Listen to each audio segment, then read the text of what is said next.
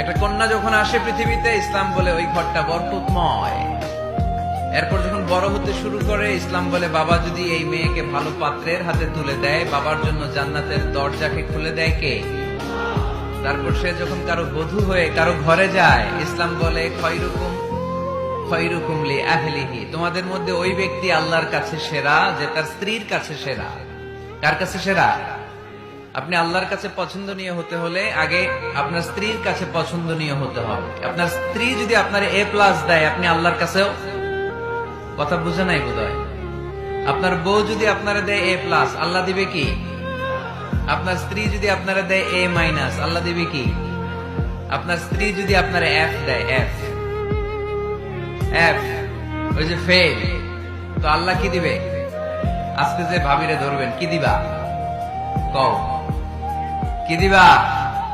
হ্যাঁ?